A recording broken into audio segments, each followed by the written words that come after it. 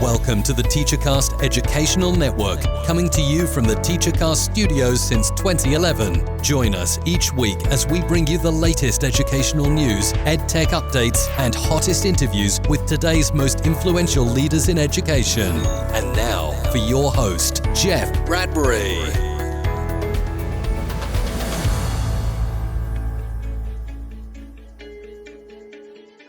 Hello, and welcome to the TeacherCast Educational Network. My name is Jeff Bradbury, and welcome to the Jeff Bradbury Show. On today's episode, we're going to be talking to a speaker, author, and presenter all about how he has made his name in the field of public speaking and how you can do it too. We're going to be talking about how to create a proposal, how to choose the right session names, and how you can make a memorable conference presentation. So stick around for a fantastic episode.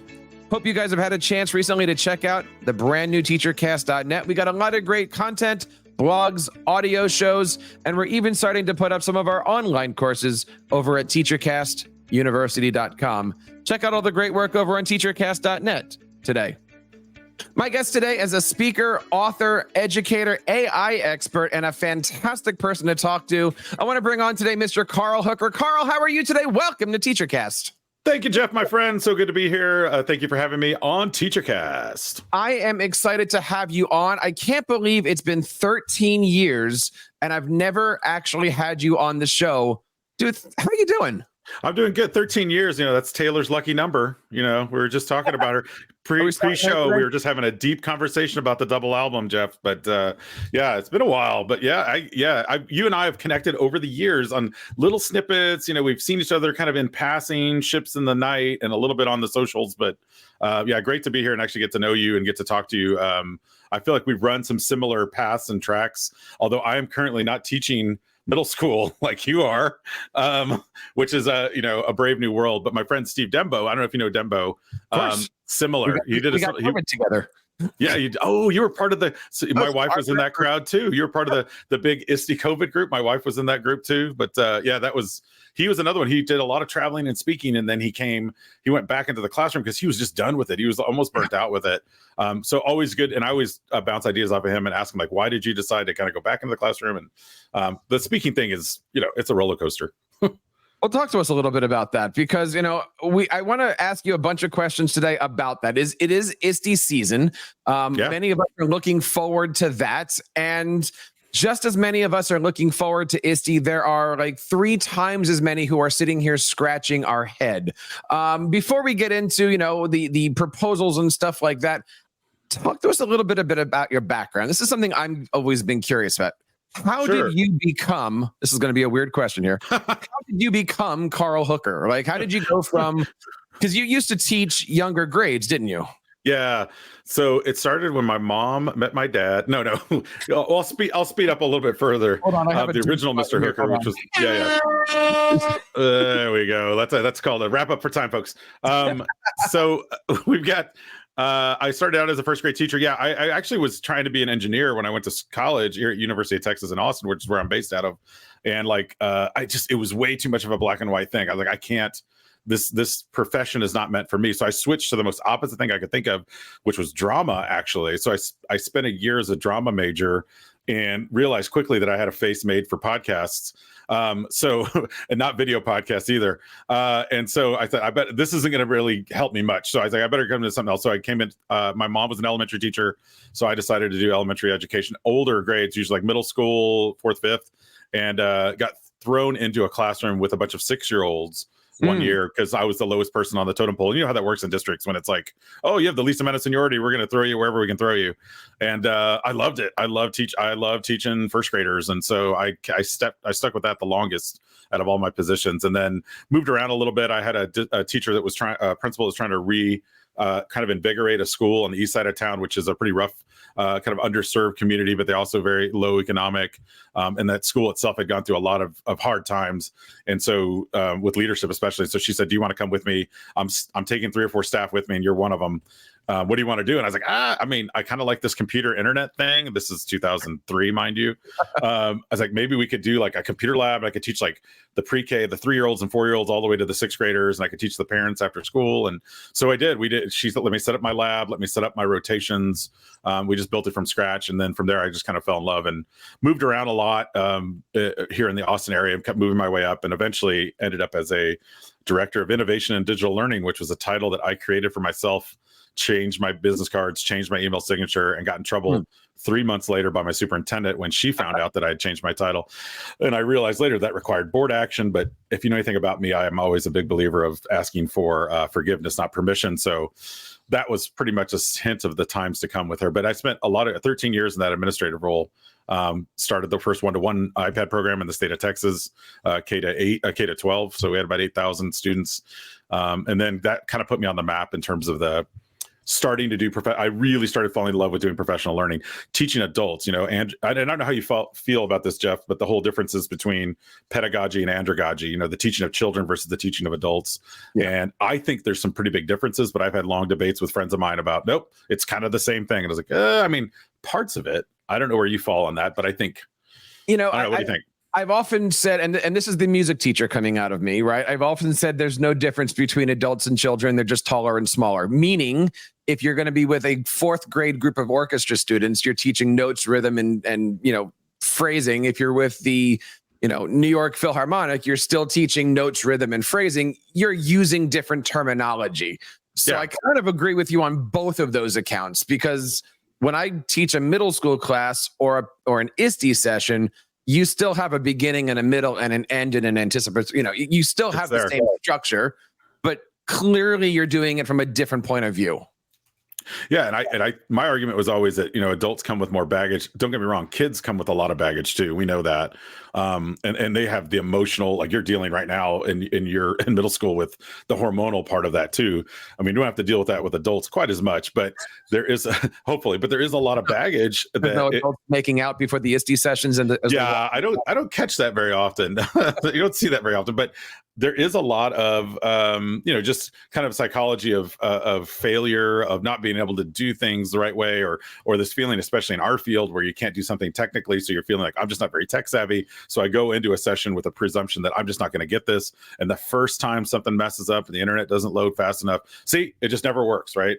And so then you've got to kind of bring them back in. So for me, when I started kind of playing in that field later on in my career, I really just fell in love with it. I don't know why, but I couldn't wait till my next PD session. And it was usually just in my district. I mean, that's how I started, was just doing, I'm going to try this, I'm going to do this. And I want to really excite and get teachers to try new things. It's kind of like the work you do with coaching, right? It's you want to push them, but you also want to be there to catch them when they fall. So I'm kind of doing both in that role. And so at some point you made that transition away from being a classroom or a K to 12 person, and you've been presenting for a while, haven't you? Yeah, 2013, I would say, is when I started in earnest. So that was 11 years ago. I worked for a company called Teacher, which I think you might be familiar with, out of Boston. Yeah, they had seen me doing some workshops. I kept putting in to do sessions everywhere, ISTE, anywhere I could go, tech and learning. Every time there was some sort of event, I was like, I'm going to put in my name. Here in Texas, TCA is a big one. And so I was like, I just want practice and just keep doing it. And again, I got the charge from doing it, the creative energy from doing it. And so it turns out someone saw me doing a session and said, hey, do you want to come do some side work for us in the summer? And I was like, oh, I get paid for this. I mean, this is amazing. I mean, I already love it, but you're going to pay me to do it. And they're like, yeah, we'll pay you a little bit and figure it out. And so a couple of years of doing that made me realize and give me the confidence that thought, okay, I can do this on my own. I don't need to necessarily work for a company, but I can do this on my own, just kind of catch as you can work on the side. Because again, I'm working full time at this point. So for me, it was like, very light getting started a few times. You have to be careful too about balancing your everyday work and taking time off, and then the struggles of what happens behind the scenes with organizational jealousy and just kind of the pressure of always having to be ever present.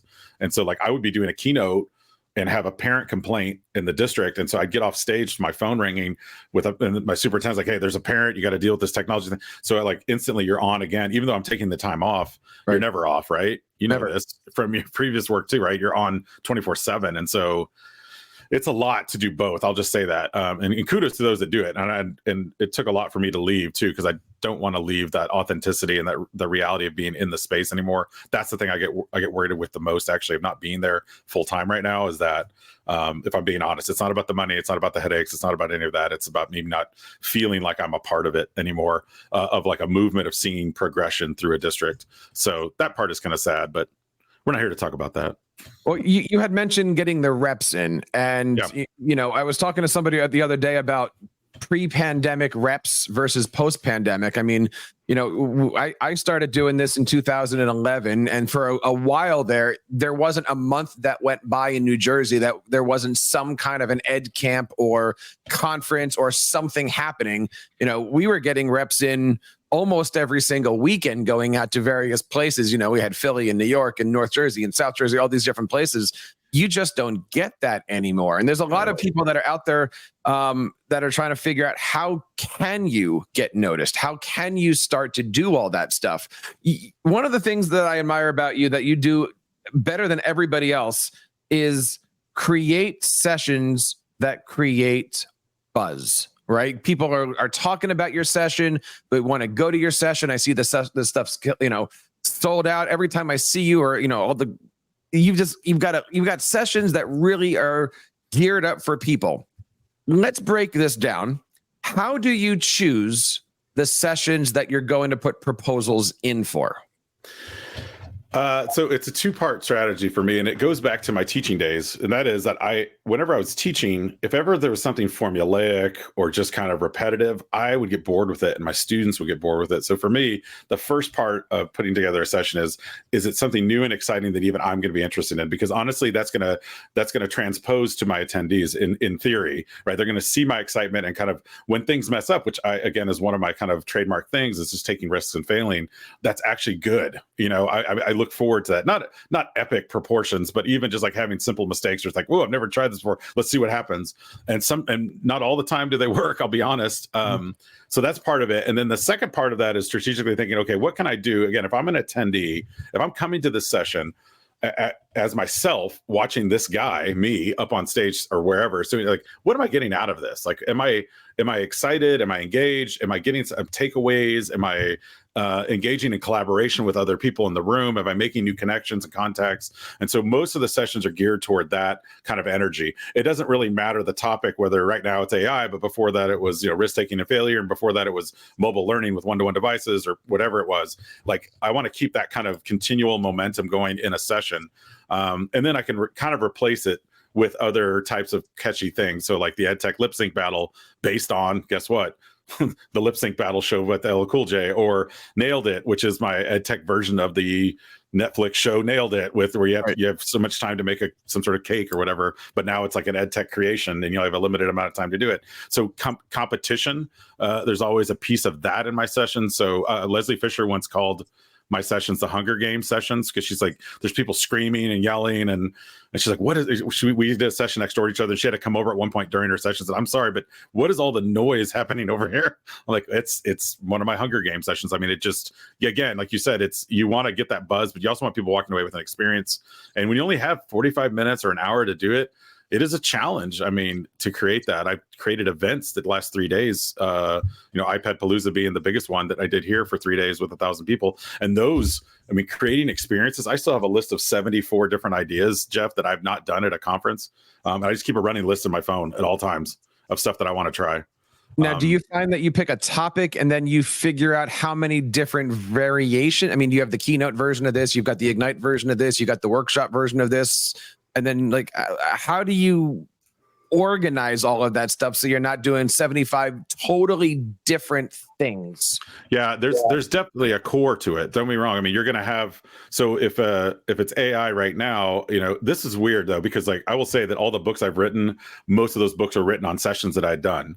AI is the first one that was the opposite. I wrote the book with interviews, with webinars, with working with teachers on just their general concerns and ideas. And I built a book around it. And then I started building sessions around that. So it was kind of backwards design for me. But yeah, generally what I do is I kind of break things into segments. So for me, I'll do a lot of like 5 to 10 minute chunks. So when I'm designing my slides, whether it be a keynote or a workshop, if it's going to be a keynote, then I want to have little 5-minute, 10-minute stories that are kind of interlaced with points and topics based on whatever they want to have. So the AI one I have now, I can do it as anywhere from 5 minutes to about 90 minutes as a keynote. I could do it as a half day to a full day as a workshop, because essentially the differences are I'm going to have some stories still, but now after story comes action. So in a keynote, there may be a little bit of action because you have a few minutes. I like to give the audience a couple minutes to talk and discuss things. But in a workshop, of course, it's going to be like, all right, now you've got 20 minutes. Here's your thing you have to do, or the topic you have to kind of chew on. And then what are you going to do to create it for yourself?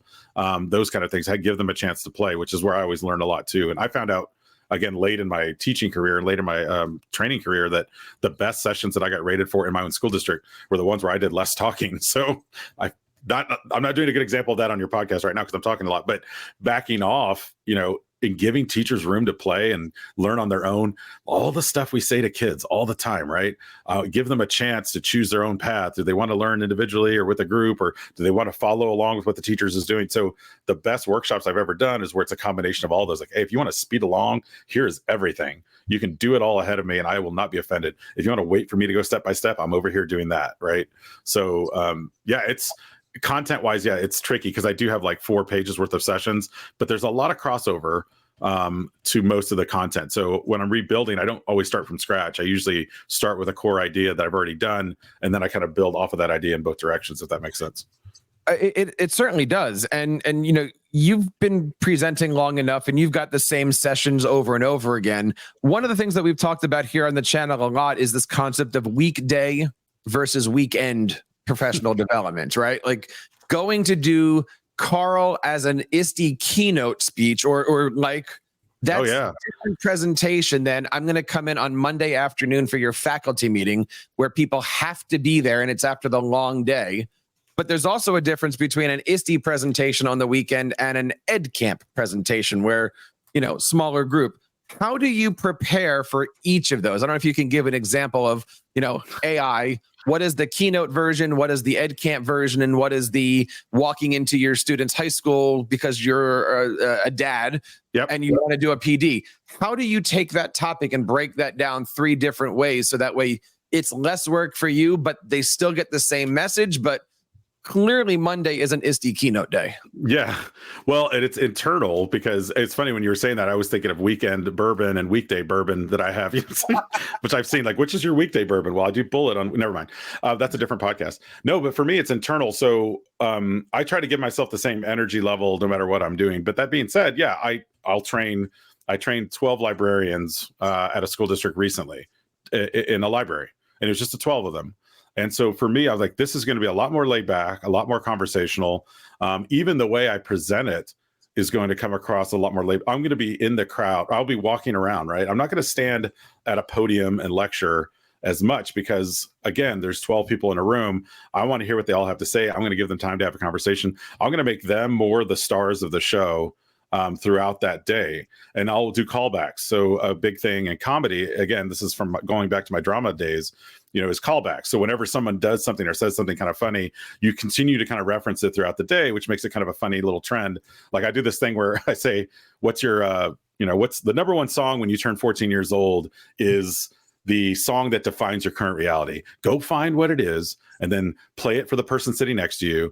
And then usually that's a good icebreaker. And at the beginning, it doesn't make everyone get up and have to do it. They just have to do it with someone next to them. But what ends up happening is inevitably almost every time somebody does something really silly, like one guy had Baby Got Back, I think was his or something. So the whole rest of the day, and he was embarrassed because it was not definitely his persona, but the whole rest of the day I called him Sir Mix-a-Lot, and everybody just got it, and he loved it. I mean, he just grew throughout the day. So again, that's a different kind of session versus like a keynote. I did so I did ASCD, which I've never done this year. I don't know if you've ever been there, Jeff, but I did it the one in DC, and it was like, I don't know, there's 400 people. I walked into this ballroom. I was like, wow, okay, I thought they were going to stick me in a little room. Because again, I've never done ASCD. So I walk in and Tom Murray, who's a good friend of mine, was right in front of me and he had done his. And then right after him was Tom Vander Ark, a big speaker. Oh, Todd Whitaker. That's who it was. He's right after me. And I'm like, man, how do they have me in here? And immediately I'm changing everything in the back of my mind. So, I mean, I don't know if you know this, like Martin Luther King, before he gave the I Have a Dream speech, like 5 minutes beforehand, he's changing it. Like the actual I Have a Dream part came up. It wasn't through practice and rehearsal. It was like, oh, I need to change something here. And before he got up on stage, he did it.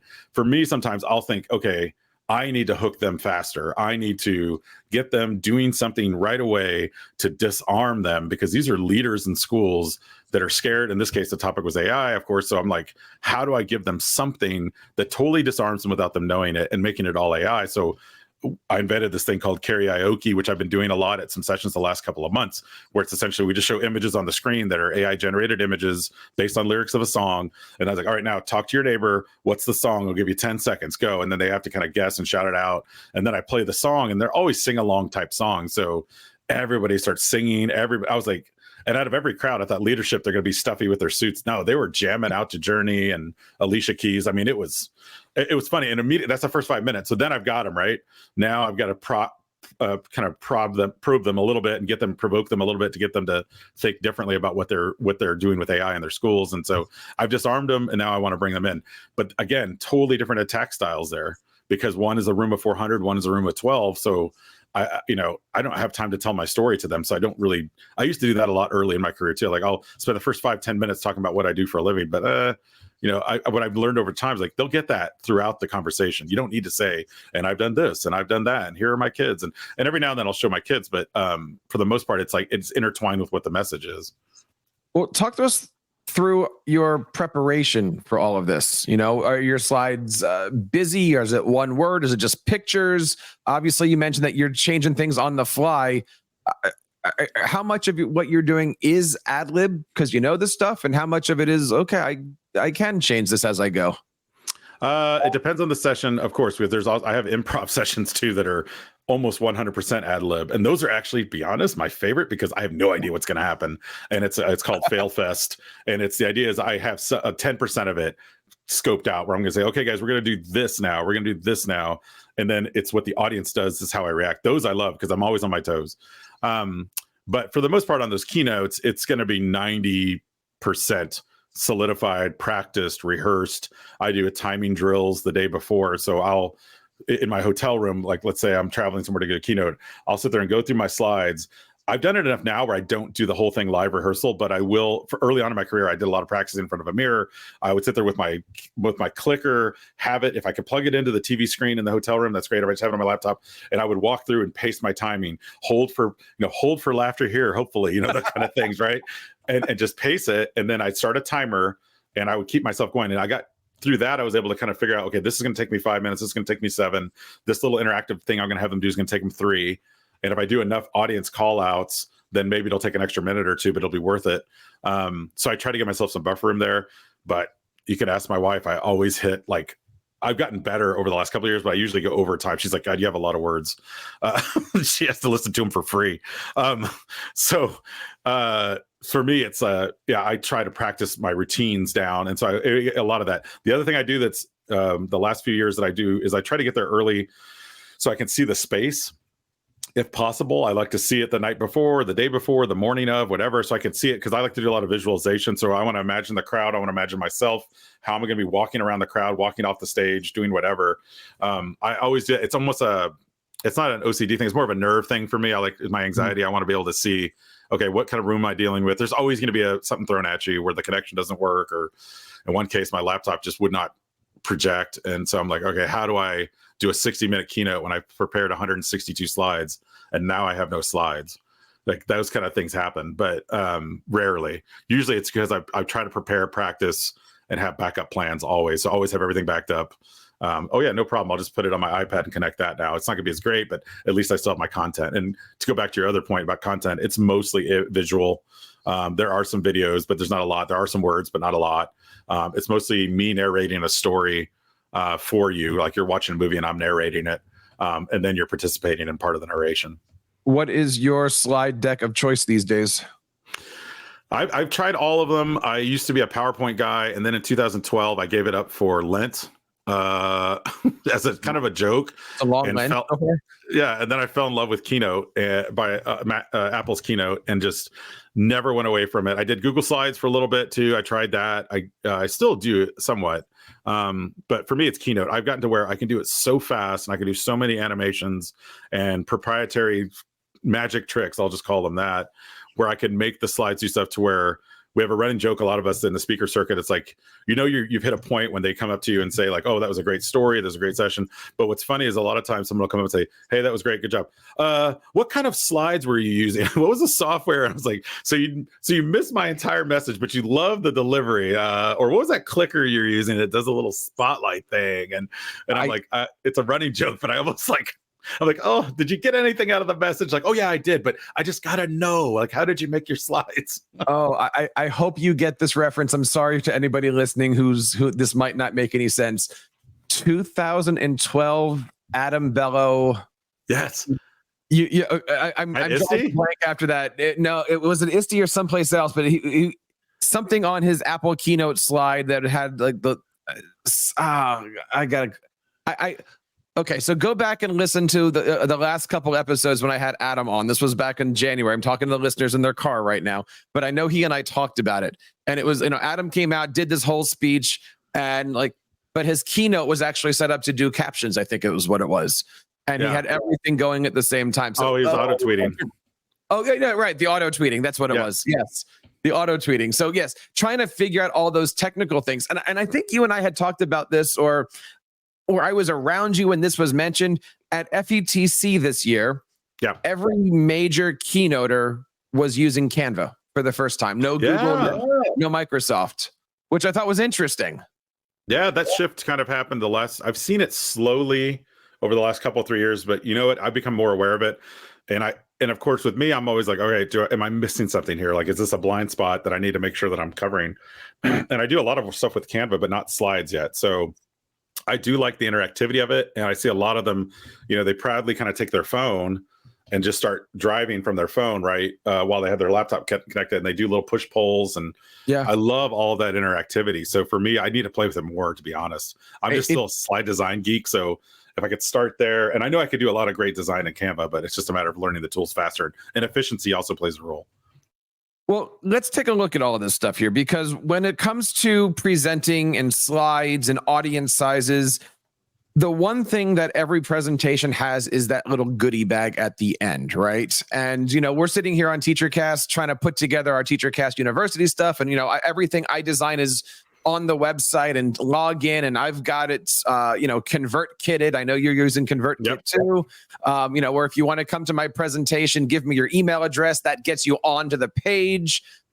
Talk to us about being in the audience for a Carl Hooker presentation. If you're going to be showing something, is it built off your website? Is it built off an email address? Are you doing any email marketing in there? How do I know that I'm getting the thing that you want me to get for a workshop or a speech?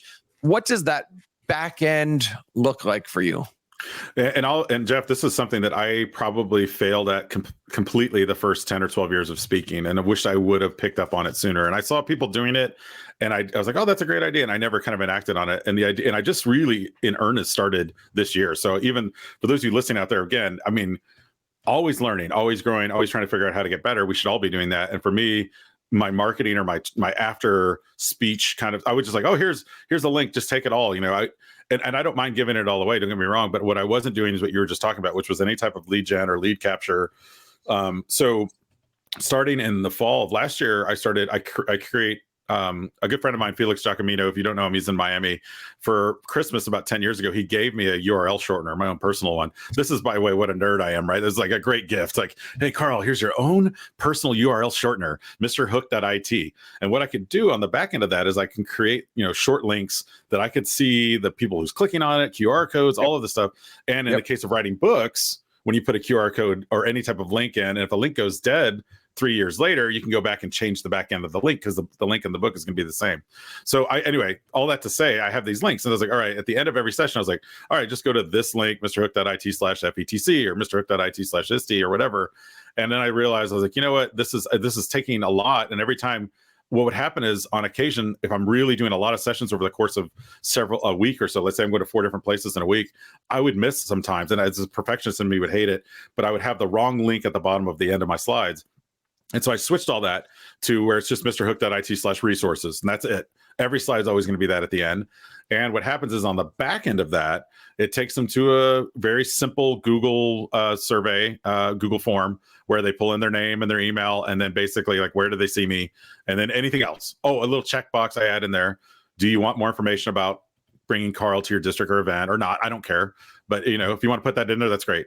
And so they do, and then they send it in, and then instantly it auto-generates to their email a link to then it goes to my website, carlhooker.com, with a specific one of that session with all the PDFs of everything I've done. I don't do keynotes because there's huge files, and also not everybody has Keynote. And I have a lot of weird proprietary fonts, so it looks real funky. So I save them as PDFs, but I don't care. They can take the slides at that point. And also it saves me from getting spammed or like attacked. It's having that layer of protection to me was like a good excuse to like do it. But then the back end of it, of course, the residual is, of course, now I know that, there's all these people that got the information, which is great. And I've got maybe a handful that say, hey, they want some more information. So my wife and I run kind of a husband-wife, mom and pop shop here. I don't work for any big speaking firms. So she'll follow up with them and say, hey, a couple weeks out, she's like, hey, I noticed you checked the box that you wanted more information. What would you like? No, here's a few things that he does. And some of those, bear fruit and some of them don't. But think about all the times for the last 10 or 12 years where I would get a business card or something, and then it would stick it in my jacket pocket. And then a month later, I'm like, oh, I was supposed to reach out to, so much lost work because I just wasn't optimizing my own follow through. And I think that's something that I wish, if you're just getting started, have that tight and have that nailed down. When you go out there. And at first I struggled with it because I felt like I don't want to be disingenuous, but I'm also like, this is also the work I do. So trying to be, honest with people, like, hey, when you do this, I'll sign you, you're going to be on my newsletter, but honestly, I don't send it out a lot. And when I do, it's usually good stuff. It's free things, or like I host a lot of regional events with Tech and Learning. So if you want a free 2-night hotel stay somewhere and I'm in that region, I can hook you up. And that's when people get excited. And it's true. I blast those out all the time. Like, hey, I'm going to be in Boston in next week, I think. And I'm like, hey, if you want to come to the summit, there's a couple spots. They have some VIP openings for a hotel, and they'll give you a free hotel room. And so for me, I'm being honest about it when I do it. I don't want to be like, hey, just put in your name and email, trust me, and I don't spam people either, because I hate getting spammed myself. So I'm not going to do that to people. But yeah, that's a great question, Jeff. Something that I think, again, I didn't improve on. I learned a lot from Monica Burns on that front, because she's a huge ConvertKit person, and she spent a half hour of her time, she didn't have to, with me, just showing me the ropes of ConvertKit and how it works. And I still probably don't use it to its, I probably use 10% of it. Talking today to Carl Hooker all about the great stuff that he's doing, not only on the stage, but off the stage. And Carl, obviously we can spend a lot more time talking about books and education and AI. But as I mentioned earlier, this show was actually crowdsourced. I had to ask a lot of people, what would they talk to you about if they could get you on a show for half an hour? And these were some of the topics. But I did have one particular listener, a very casual fan of TeacherCast, actually write a number of questions that they wanted to have answered from Carl Hooker. Would you be interested in can I focus on one person's questions? Yeah, rapid fire. You want to do it rapid fire? You want me to go in depth? How do you want me to, how fast on these?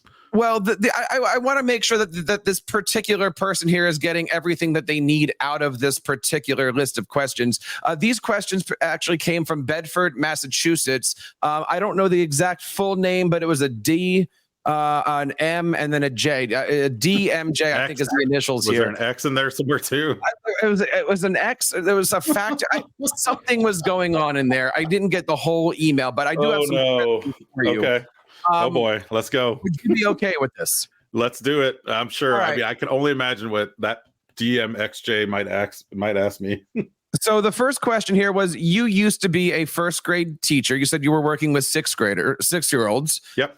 Was it fun doing conferences while making sure that parents could fit in those little chairs?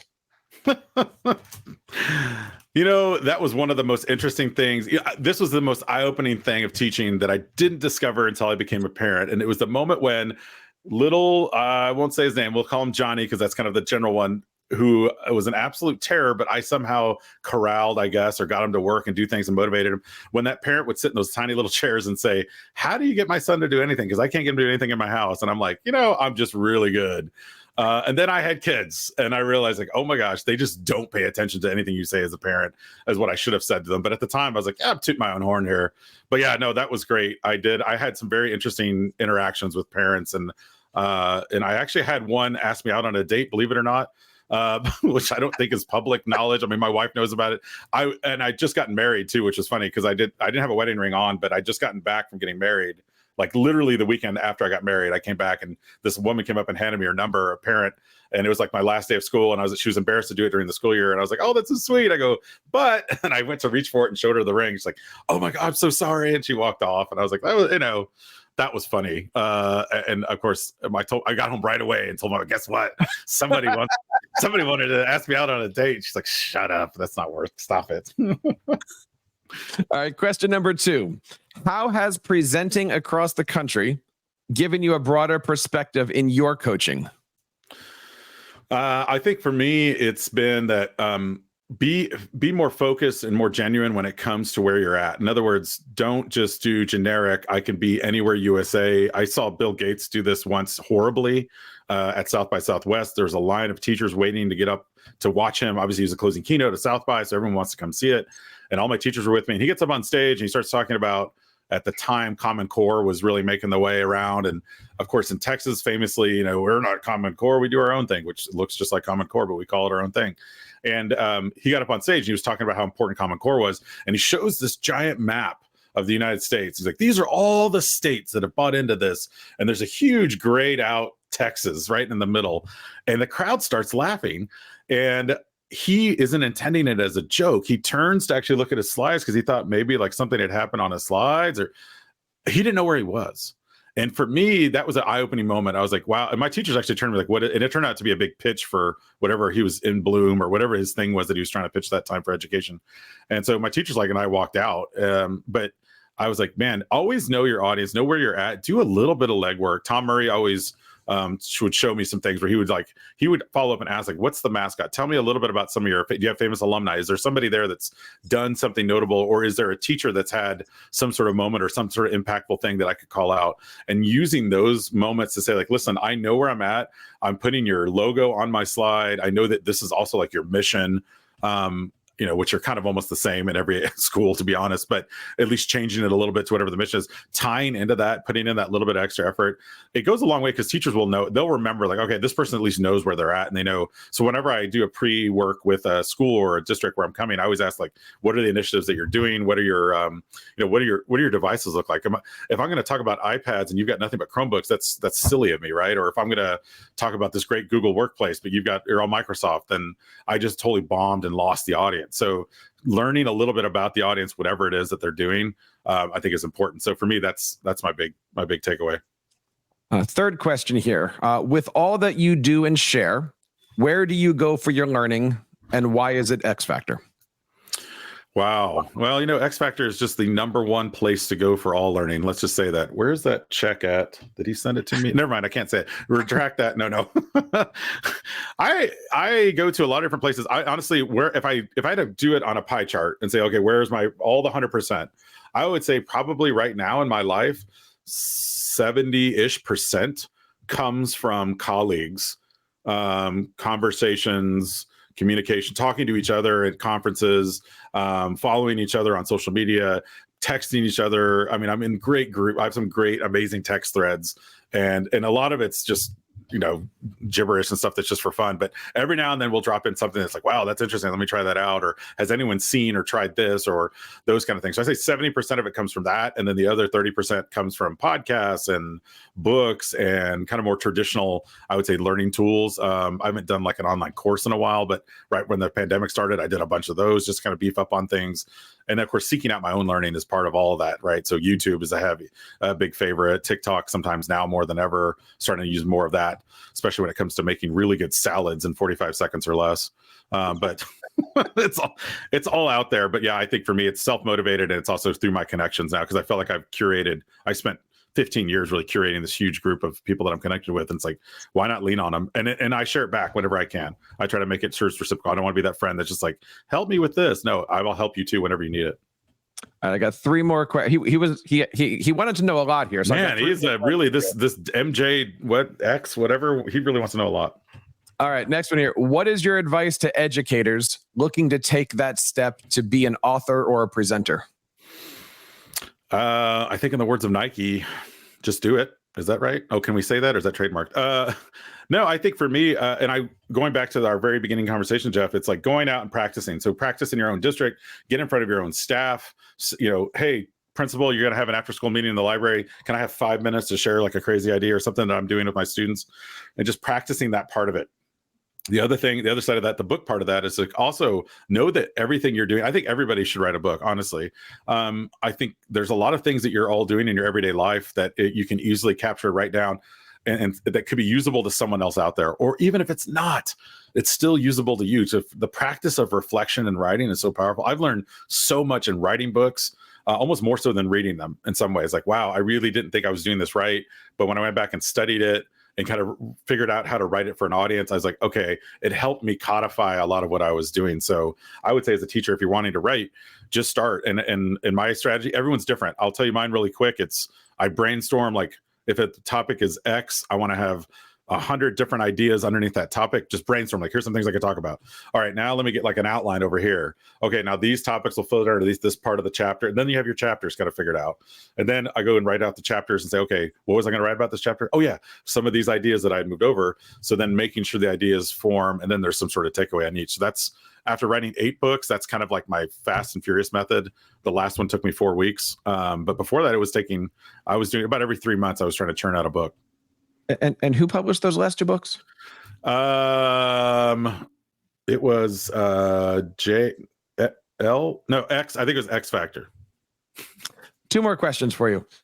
I don't understand this question, so I'm going to read it exactly how it was written to me. This is scary. I saw a session that you and Matt Joseph did in Utah about Street Fighter. How did that come about, and what was the purpose? Please give us the backstory. So, to back up to the 8-minute mark of this podcast, when we started talking about what makes people engaged, was there costumes? There were not physical costumes, but I did use AI to generate some imagery. Let's just say that on the screen.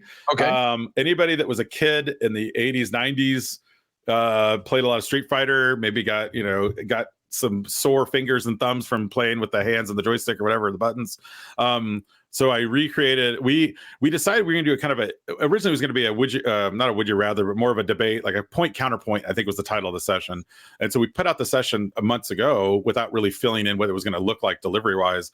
And as we started going through, I was like, well, we could just do kind of, you could say this and I could say this. And well, how do we get the audience involved? And then it became, well, let's start street fighting. And so I think it was like 2 weeks before, he was like, well, we've got to come up with something. So I sent him just like the image of the Street Fighter thing. He's like, yes. And so I got into Keynote, and then I spent the next several hours like buried, just like playing with animation. So we'd fly up on the screen and the word fight would come out, round 2, fight. And I even found the original sound bites.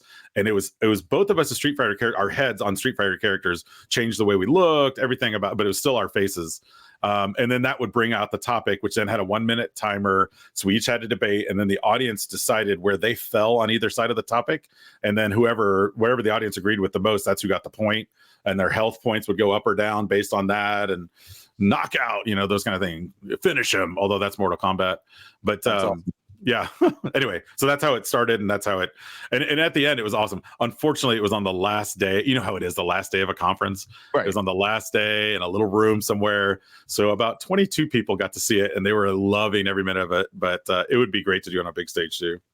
This is not part of the, there's one more question here from this anonymous source, but okay. Have you ever put in a lot of time on a session like that, and you're really interested in doing it, and then you didn't get it? Like it wasn't accepted. Yeah, absolutely. I mean, either it wasn't accepted because I pitched it and they didn't take it, or as a conference, which happens. I pitch a lot of stuff that doesn't get accepted. Even at ISTE, I know I've been there forever and done a lot of stuff, and I work with ISTE on a podcast, and they published my first 6 books, but they reject a lot of my stuff because I have some weird ideas, and they're not all great, folks. I'm going to be honest. I have a lot of ideas, and most of them are bad, is what I say.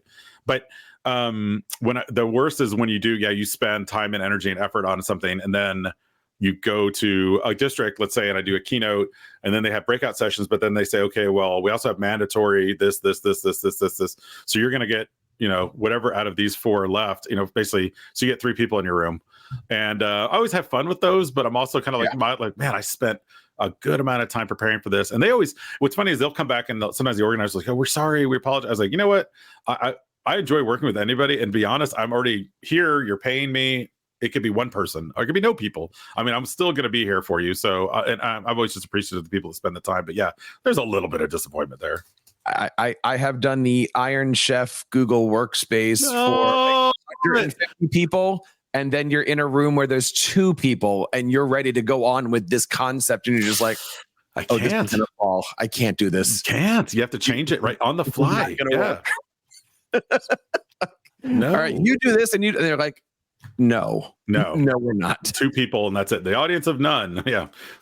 All right, I got one more question here. I don't understand where this is going to come from. So again, I'm going to need a little bit of help here. I'm going to read it exactly where this is. Carl Hooker, if you were given a brand new Apple laptop, but you had to wear a Dallas Cowboys shirt to do a keynote, would you do it?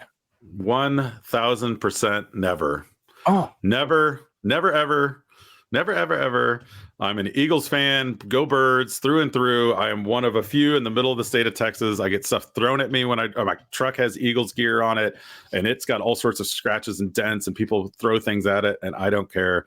There's no way. It would take a lot for me to put on a Cowboys jersey. In fact, one of my daughters recently said, well, Dad, what if I like the Cowboys? I was like, well, you can just move out. I mean, you're 12. You can just live somewhere else. So no. 13 years, Carl, you are now my favorite guest of all time. I will ring the bell. I will take anybody. Right? No, not that one. that would be the worst guest of all time. All right, there we go. Yeah, anybody who's going to come on and talk good about the Eagles and bash the cat from Texas, I will have on the show as much as I possibly can. Carl, where can we go to find out more information about the great and wonderful stuff that you're doing? You can find me at EAGLES. No, that's not .com. No, carlhooker.com is my website. Hookedoninnovation.com is my blog. I'm at Mr. Hooker on Twix, because I won't call it Twitter or X. And at Hooker Tech on Insta and TikTok, thanks to the 15-year-old daughter for pushing me to do reels more often. So I'm working on that too. So at Hooker Tech. Check out all the great stuff over at carlhooker.com. We're going to make sure that we have a complete lineup of show notes with links to everything that we've been talking about. Carl, let's do this again. Thank you so much for coming on today. We didn't even get a chance to talk about the bar, Jeff. Next time. Who's taking the bar? That's a different kind of bar, but yes, that's what we call a teaser in the business, folks. Thank you, Jeff, for having me. All right. Thank you guys so much. And if you guys are looking to be a guest on this show, please head on over to teachercast.net/podcast for not only our Jeff Bradbury Show, Digital Learning Today, and also Ask the Tech Coach, and coming back, our Educational Podcasting Today show, where you guys can learn how to create a podcast of your own. Check out everything over at teachercast.net/podcast. And on behalf of Carl and everybody here on TeacherCast, my name is Jeff Bradbury, reminding you guys to keep up the great work in your classrooms and continue sharing your passions with your students. Go Birds. You've been listening to the TeacherCast Educational Network, hosted by Jeff Bradbury. Please reach out to the show with all of your questions on Twitter at TeacherCast or online at www.teachercast.net. Be sure to subscribe to our podcast so you don't miss any future episodes. And please take a moment to write a review in the App Store.